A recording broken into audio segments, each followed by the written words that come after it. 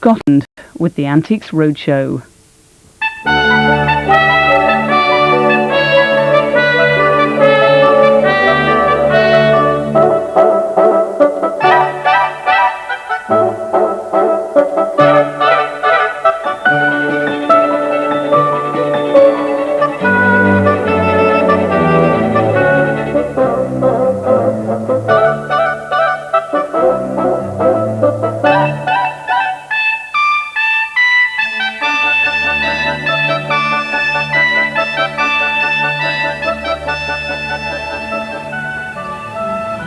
One of the most impressive landmarks in Scotland is here in Stirling, a huge monument to William Wallace, the great defender of Scottish independence, who humiliated the English at the Battle of Stirling Bridge at the end of the 13th century. Wallace was later captured by the English, hanged, drawn and quartered, his body publicly displayed in various towns. The English thought this would deter the Scots from further rebellion, but it did the opposite, and on the 23rd and 24th of June 1314, they took their revenge at a place called Bannockburn. On one side, the Scottish forces under Robert the Bruce. On the other side, the English army of Edward II. The result was a resounding victory for the Scots, and all because of this. It's known as a calthrop. These crude spikes were scattered all over the battlefield by the Scottish army. They got into the hooves of the English horses and brought the cavalry down. The calthrop changed the course of Scottish history for 300 years. The Battle of Bannockburn was one of those turning points in history which determined the future of whole countries, even continents.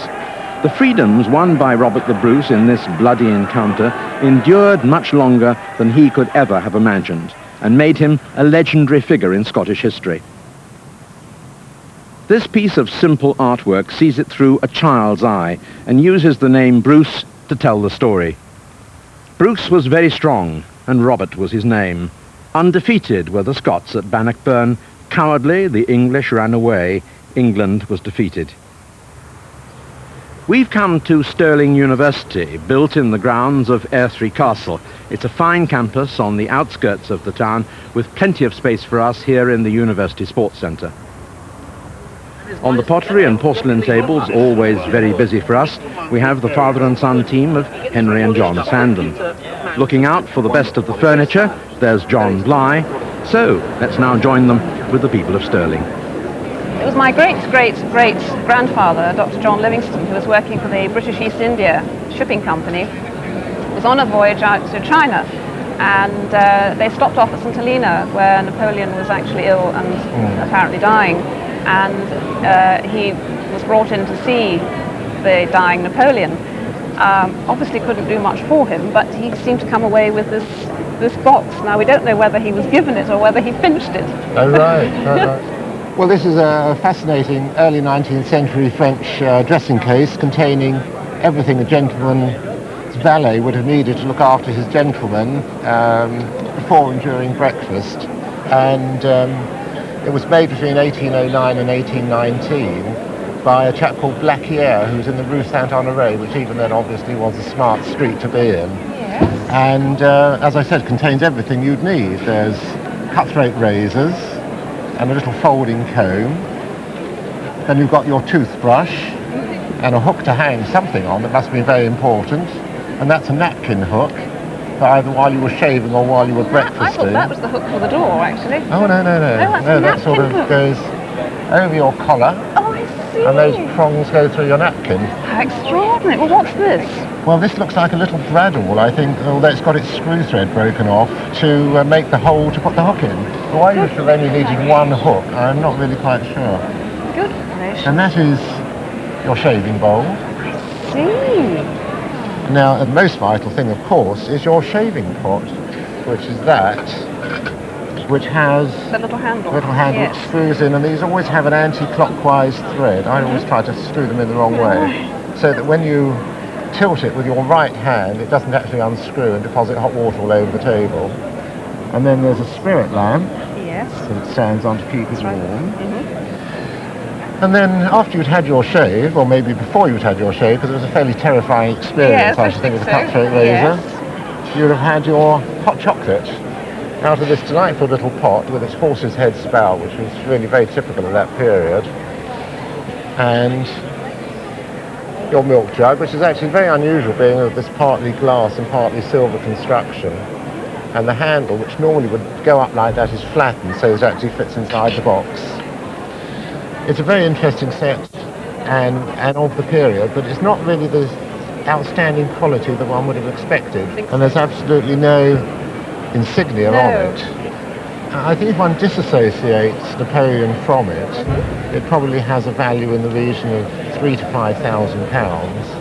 And if one could absolutely prove the association with Napoleon, I think that price could increase considerably. Well, this is one of the great William Britton commemorative toys, made in 1953 to commemorate the coronation of the present Queen. And what's exceptional about this one is that it's so complete. And it's the largest set, I think the largest set they actually ever made. Has it been played with much? Well, aye, once in about the last 25 years. So it's an exceptional time. Now, what also makes it quite unusual is the original Buckingham Palace background in rich colours. So we can actually set it up and play with it and examine it and give you hours of fun. So it's a true representation of the coronation in miniature. Here's the famous coronation coach. And just inside there you can see Her Majesty the Queen seated on her way to the coronation. I just noticed that actually the front here is slightly damaged. Was it like that when you bought it? Yes, it was. Oh, well, it's probably better to leave it exactly as it is. Right. And then here we have the full set of horses and the outriders. Now, it has all the regiments that originally would have been there on Coronation Day. All individually hand-painted, not mass-produced. Each one is slightly different from the next one. And the cavalry officers and all the entourage are there. So you acquired it 25 years ago. Do you remember how much you paid for it then? About £5. £5? Roughly. Well, I mean, it's not a bad return on investment. Today, I mean, such a set, when they appear at auction, normally fetch between £800 and £1,000. So from your £5, it's appreciated quite considerably. My first reaction is, big piece of pool pottery. But this is, as you well know, a piece of Clarice Cliff, the likes of which I have never seen before. What can you tell me about the... Well, my father bought it in about 1946 at a shop behind Blackpool Tower. It was a big department store, and he paid £4.50 for it. And we were told that it was being bought made for the last Empire exhibition. Well, that really would make sense. I mean, let's just have a look at the pot for a start off, because the technical term for it is a globe pot, and that's about 18 inches, which is about as big as they come. Yeah. But I'm not quite sure that it's worked 100%, because just looking at the way that this green band has fired it, I don't think it's fired just right. I'm sure that they weren't 100% happy with it. Right. And then the central feature really is this lovely wide band with this blue scroll and those little pink flower heads with yellow centres. Again, that sort of very pale sort of mint green, and then this sort of manganese sort of bead design. Now, as I say, it doesn't fit into the mainstream, but it is desirable. When it comes to the value, I mean, if I saw this in an auction, I'd expect the bidding to start at £1,000, but I would expect the bidding to stop at around £3,000. But I have to say that's more of a guesstimate than an estimate, because I've simply not seen one before. I love miniature furniture anyway, and I also love marquetry, the best Dutch marquetry, or marquetry in the Dutch style, which this is, of course. And this is the craft that we learnt from the Dutch. We imported from Holland in the 17th century, and age has given it this mellow colour. I mean, look at the ends too. I mean, look at that. Yes, I love the ends. I particularly like the ends. Glorious. And then, of course, you've got all the shape you'd expect to see in a piece of Dutch furniture from just about the 1760s, 1770s, mid-18th century. These escutcheons might be a little bit later, but, you know, that's academic. We must have a look inside. Oh, look at that. Oh, so sweet. Look. Oh, well, I say look, you know all about it, don't you? I mean, I'm saying look to me, actually. Well, I haven't opened them all. Serpentine shapes. Very, very pretty. My goodness, what a treasure. And I think also I mean, if one is being really critical, then originally the top would have had marquetry on it. But, I mean, that is so minor when one considers the great age and the intricate beauty of it. What a gem. So, there we are. Well, I'm glad you like it. I do. I also like it, yes.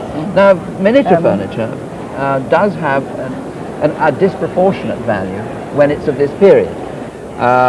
If you had any thoughts on this at all, did you have this value? Yes, I did. Yes. I wonder how much. I think it was 1,000. Really? He liked it very much, but he just... Yes, it's about 4,000. Really? 4,000. Four rather familiar looking faces in this wonderful caricature you brought in. Beyond the Fringe, the Establishment Quartet, a rather young looking Jonathan Miller, and Peter Cook, I think that is, Pete.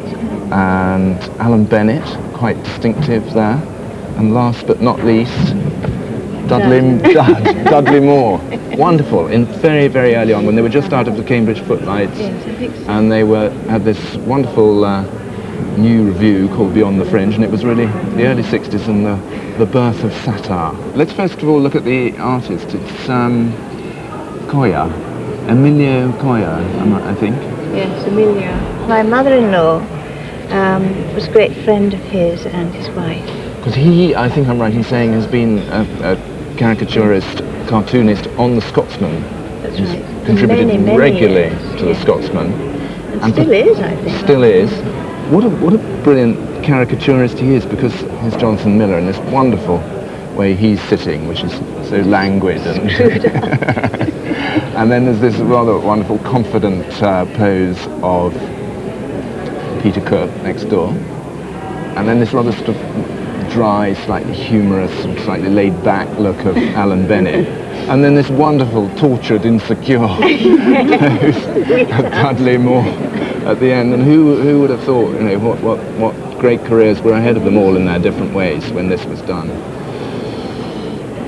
I mean, it's a wonderful object. It's very, very difficult, though, to say what it's worth. I mean, I can say what it's worth as a drawing, perhaps 150, 200 pounds. So from that point of view, not a great deal, but as a piece of history for the future, it's something to keep and treasure. Meanwhile, from a financial point of view, you'll have to keep doing the lottery.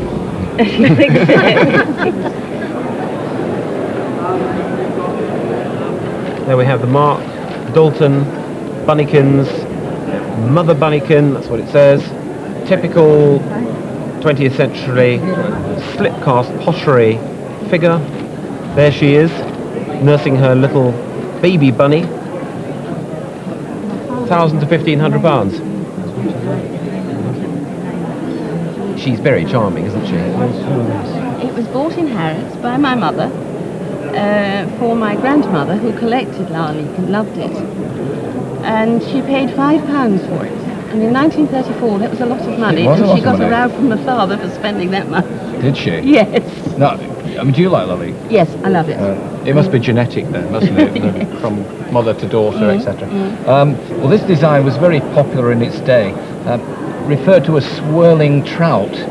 Don't ask me why, but they made all sort of different sizes of bowls and plates, and I think it works very well. You get that sort of, you get the effect that they're going down a plug hole, aren't they, sort of thing. That's right. But any more bits? Yeah.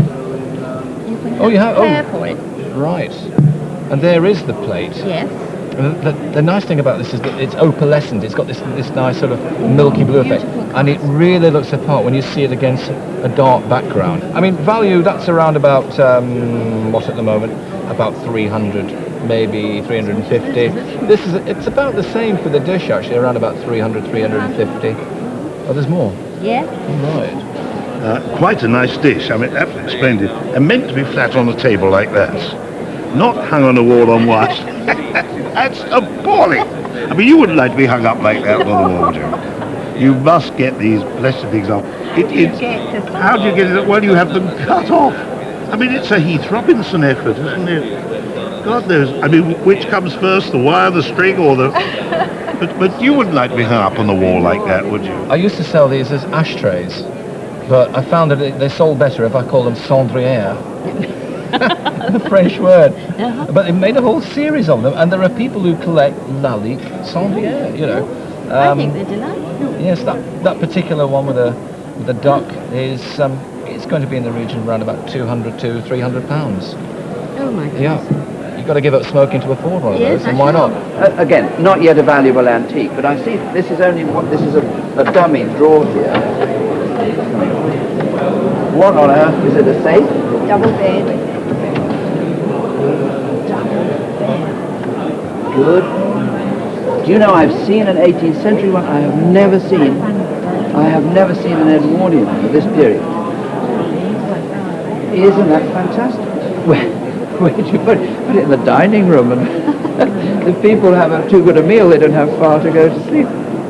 It's called Danides, and the water carriers. I think it's one of his most stylish figural vases that he ever made. Quite simple, with these female figures, and they've got these sort of water systems or amphora on their shoulder, and this torrent of water pouring down, and it makes for a very, very elegant frieze. Date-wise, well, probably pre-1939, just about the time when it was bought. Yes. I mean, I bet your mother had to pay, or your grandmother had to pay more than £5 for this fella. I don't know how. I think my grandfather bought it, probably in about 36, 37. Right. That's when I first remember it. Well, I don't think you'd have any problems today clearing around the £1,000 mark for it. Yes, it scores quite highly. There are always great debates with an urn like this as to whether it was safe for tea or hot water or coffee. What do you use it for? Just to look at. That's fine. Yes, That's fair not enough. used, no. It's a wonderful object. Do you know the period of it? I believe it's Georgian. Yes, in fact it's George III. And it's the most super piece of chinoiserie.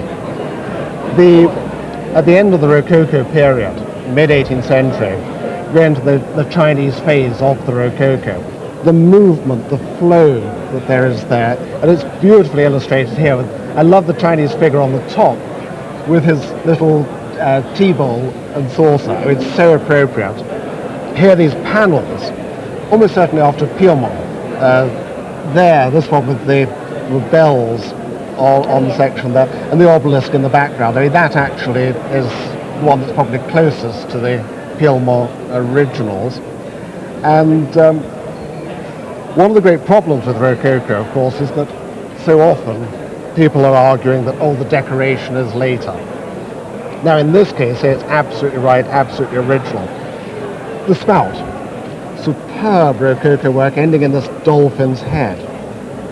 If it had been a plain urn to start off with, then that would be a plain, simple spout. It has, at some stage in its life, had a little bit of work done on it. The chap sitting there has in fact got a 19th century Barnard mark on him. So I suspect at some stage the original tap was lost and replaced.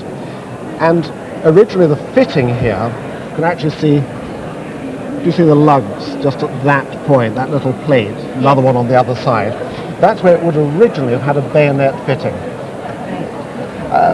But that's all been soldered up now. And that actually, interesting enough, has resulted in the marks being right down inside, there for 1767.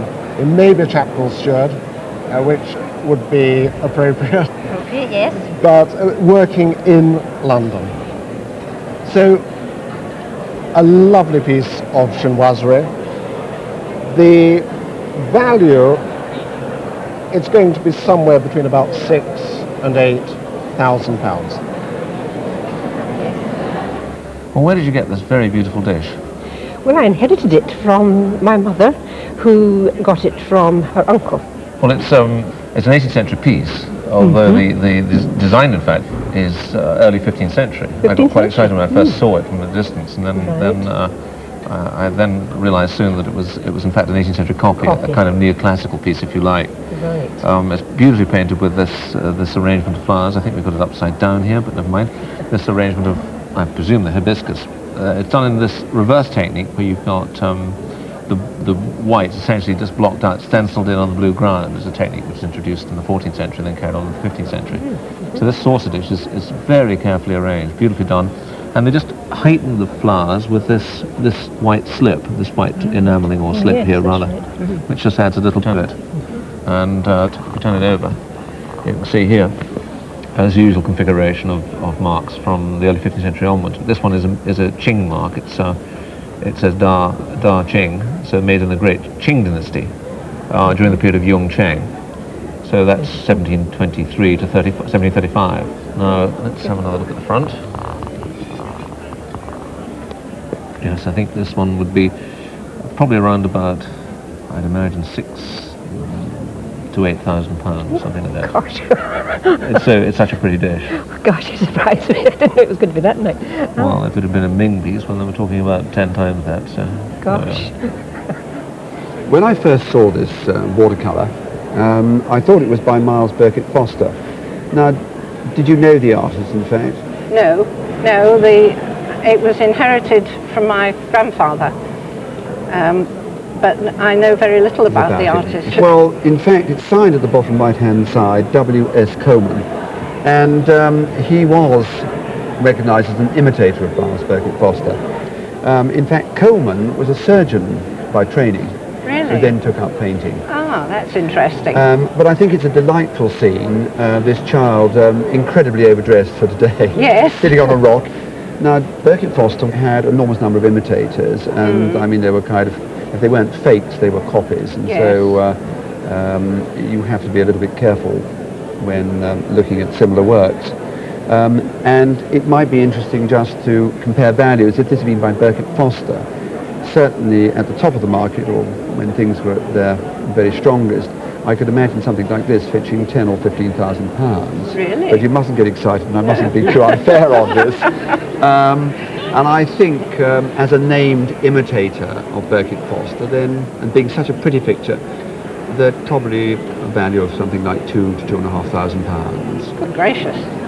We date the porcelain simply by its technical appearance. It's the appearance of the glaze, and you can see this ripple effect. Yes. Yes.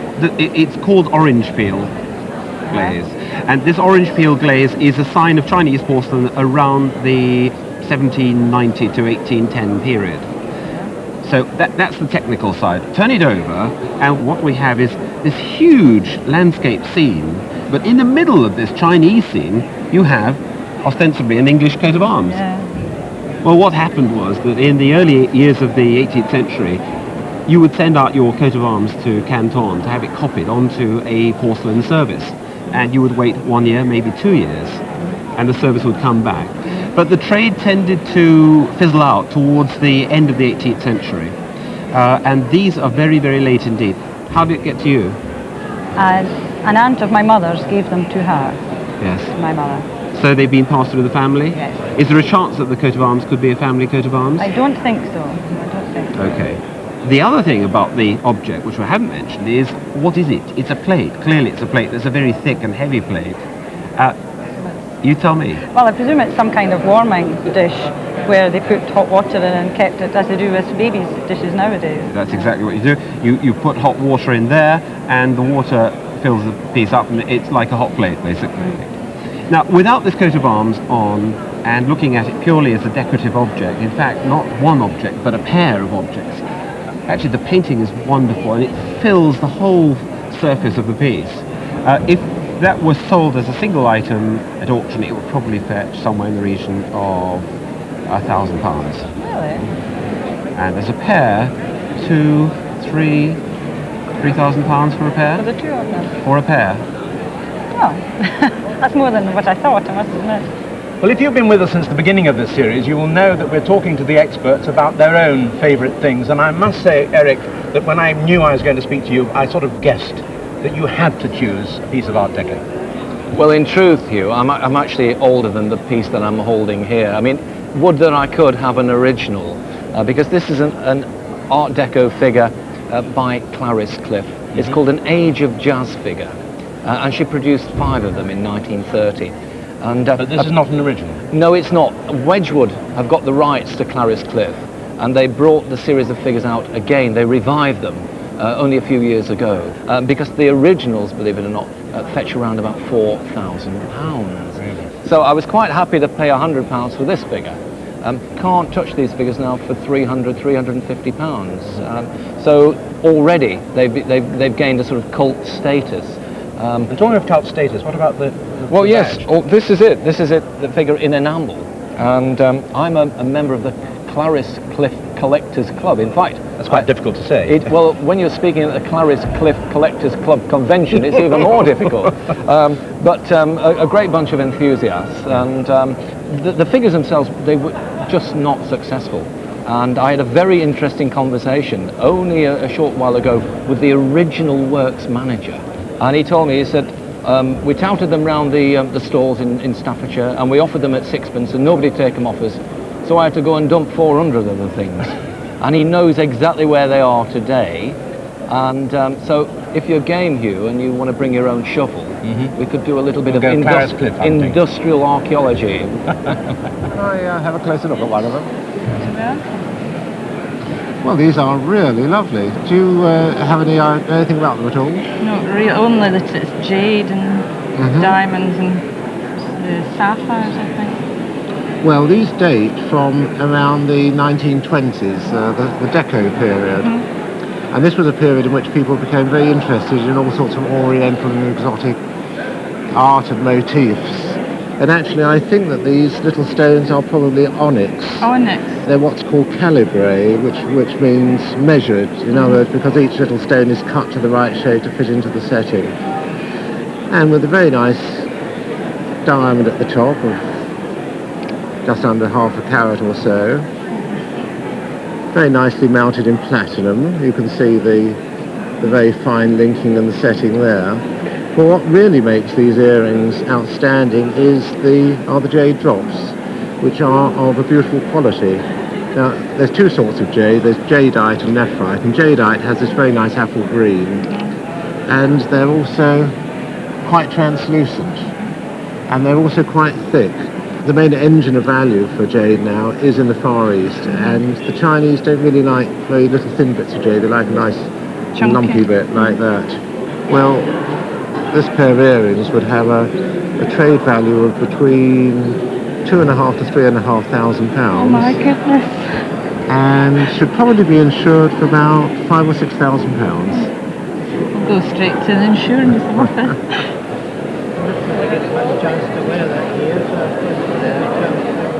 One of the problems about this particular one is that she's become very loose jointed. Now, what could be done is that she could go to a doll's hospital, which you can find in Yellow Pages, and it's not very serious work. I mean, all these joints can simply be tightened up, and she would then hang together much better. She's a nice porcelain face by a German maker. I mean, I like particularly the little dimple she's got on her chin. Yes. In the present state, she would fetch between sort of £70 and £100. Well, these are very good examples of early bow figures. Where did you get them? They've been in the family for years, as long as I can remember. Right. Well, these are, of course, the four seasons, or two of the four seasons. We've got winter and spring. The other ones are a boy with wheat sheaf, and I think, what was the other one? Grapes. I think that'll be the other one. But this is very unusual to get these. They're pretty early in the factory. These are about 1755, and jolly nice examples. And you can see here. Yes, what's the hool at the back for? Well, I suspect that this is probably for putting an ormolu mount, where you'd have a piece of ormolu coming up here with flowers applied to it, so it'd be a kind of bocage. Yes. Yes, very, very pretty indeed. Quite modestly priced, though. I don't think these make an awful lot because they're in the white. Probably looking at about £500-600, something like that. Maybe a bit more for insurance. The two? For the two, yes. Sadly, because they are a broken set of four. Well, these are the colours I've been looking for all day, and the Scottish potteries are really associated with just these colours, especially around the Edinburgh, the Portobello potteries. Right. A combination of underglazed colours, black, green and pucey plum. Those colours occur on so many pieces of Scottish pottery, and whenever you see them, it almost jumps out at you that this was made here. I mean, the plaque is moulded in one, pressed, a slab of clay pressed into a mould after a very famous painting, the painting of Napoleon on his horse by David, which was one of the best known images. I would probably think this is about 1830, 1840. So, is it something you bought recently? No, I bought it about 5 years ago. As I said, somebody cleared a house. I think I paid about £85 for it, give or take. I mean, it wasn't a great buy. It was just I liked it, and he said he wasn't sure what it was. So, I mean, it seems at first sight a bit clumsy, a bit primitive, but that's the joy of this sort of Scottish pottery. Right. So, I mean, specialist collectors would certainly be happy to give a lot more than that today. Right. I would have thought £500. Well.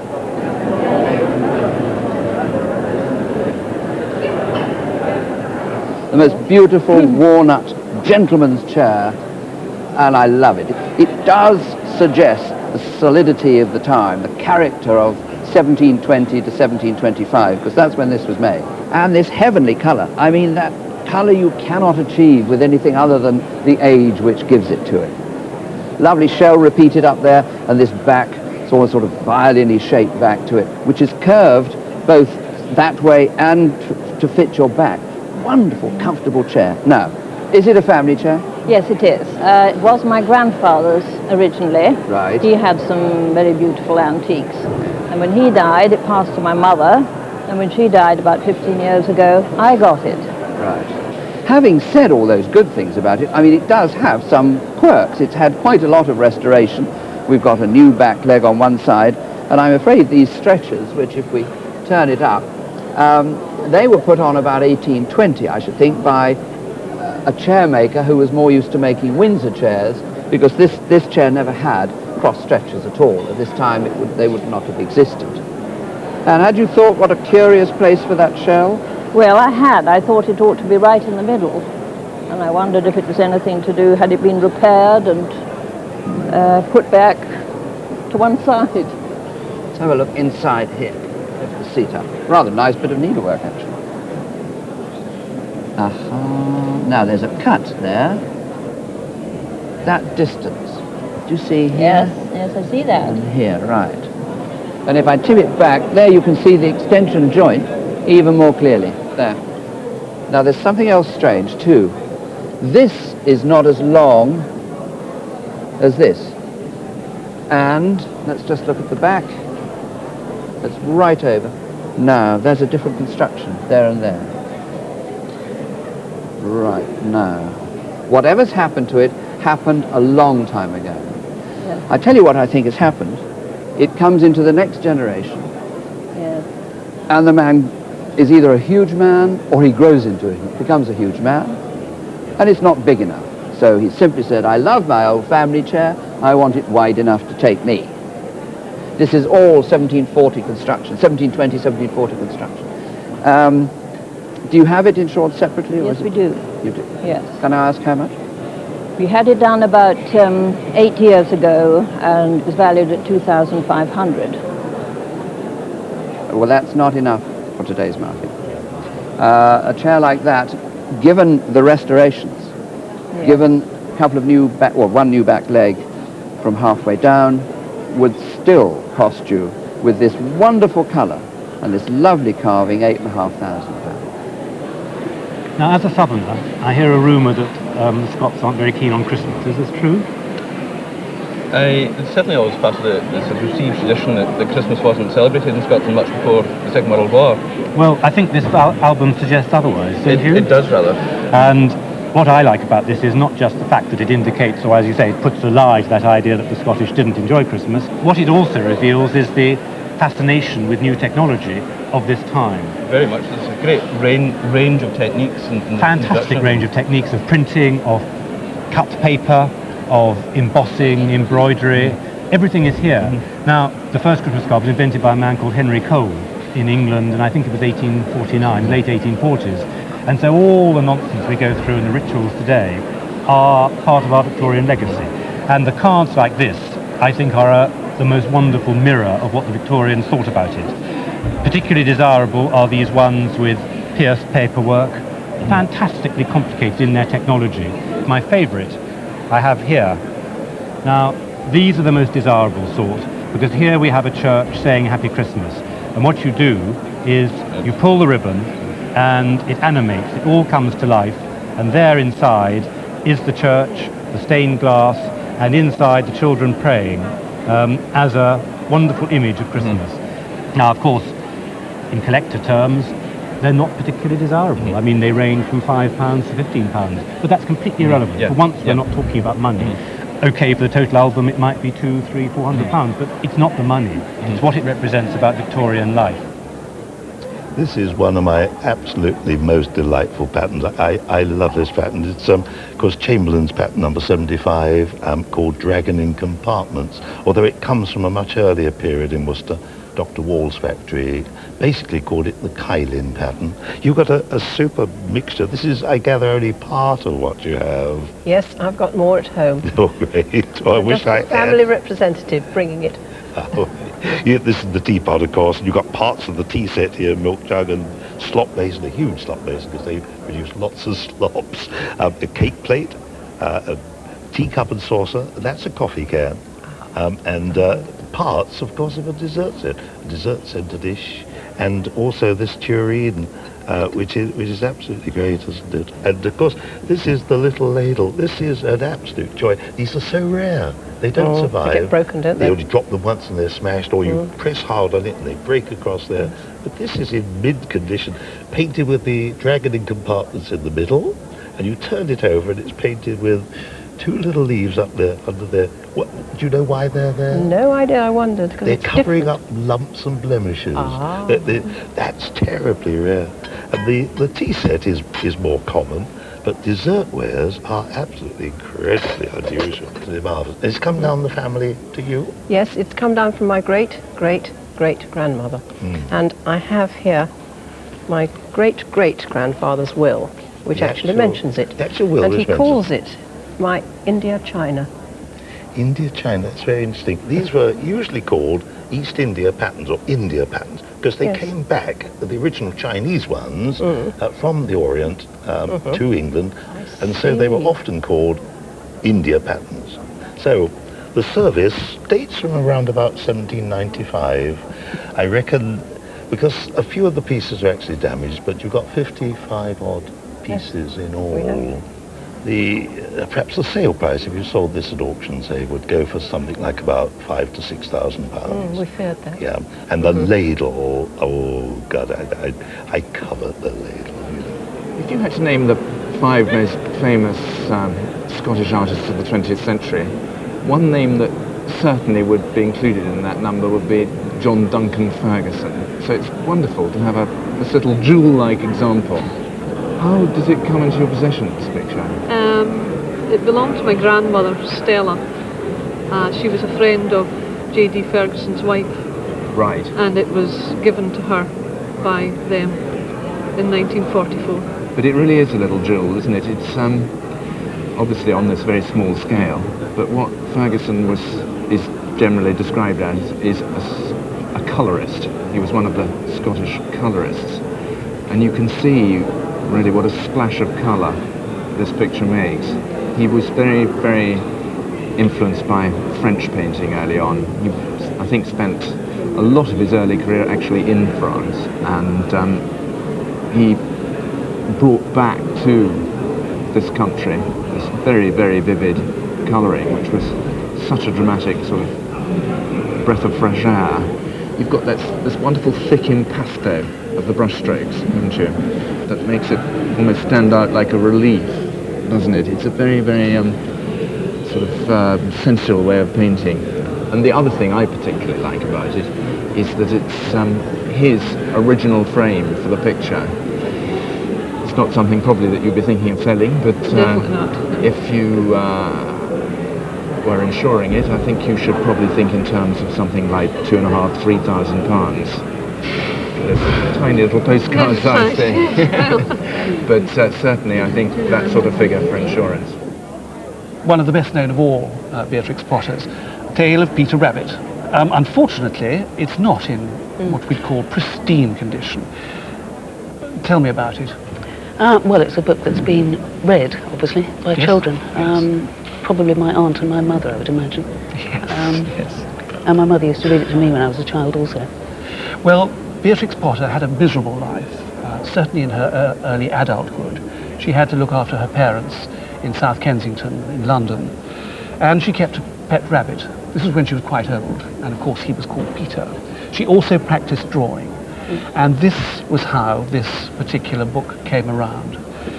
And she decided that she wanted to publish a book, even though she was friendly with a publisher at the time, Norman Warne, a book all on her own, a book of illustrations. She'd been told how good her illustrations were, and so she decided to produce 250 copies in 1900, the first book that Beatrix Potter ever printed. And there were 2 issues of the first edition. The first issue of the first edition, 250 copies, had a flat back, which this one has, and the second issue, which there were 200 copies, had a rounded back. All very esoteric, rather silly. But this has a presentation inscription inside. Now, it doesn't say who it was to, but I gather it was a member of your family? Yes, my great-aunt Daisy, who is reputed to have known Beatrix Potter. The characteristics of the first edition is the coloured frontispiece, but you notice here there is no publisher. It just says copyright. And you notice that inside all the pictures are black and white. Yes. There are also quite a few pictures in here that are not included in the published edition. For instance, this one here, your father had an accident there, but he was put in a pie by Mrs. McGregor, and here's a picture of Mrs. McGregor with Peter Rabbit's father in a pie. And this was thought in 1902, I think, when the first published edition came out with Warnes, to be a little risque, and so they got rid of it. But it's absolutely wonderful. It has far more illustrations in than the published edition of it. Condition's not terribly good, so obviously we're going to have to mark it down a bit. Where do you keep it at the moment? I keep it in a tin trunk. Right. Well, I've been mulling over the price of this and how much it should be. You have no idea? Well, I did actually phone up one of the auction houses, which has an office in Glasgow, and I described it. Yeah. And they said about £500. Yes. Well, and the rest, as they say. This is the first edition, private edition of one of the most important children's books. They're still in print today. There are thousands of them around, but this one has more illustrations in and is much more exciting than the rest. I think about £25,000 would be closer. Marvellous. Good heavens. I'm incredulous. Made my day. Made mine too. Jolly good. Thank you very much. Thank you. Well, last week a fine and valuable picture, this week a rare book. Who knows what might be in store for us next week when, once again, we take the show on the road. Our thanks to the people of Stirling today, and indeed rather further afield. We met one couple who'd come all the way from John O'Groats, and that's at least 6 hours away by car. So until next week at the same time, from all of us here in Scotland, goodbye.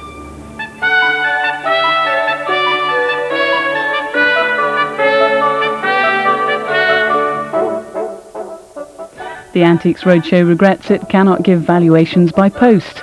It will be back next week on BBC One at the earlier time of 6:45.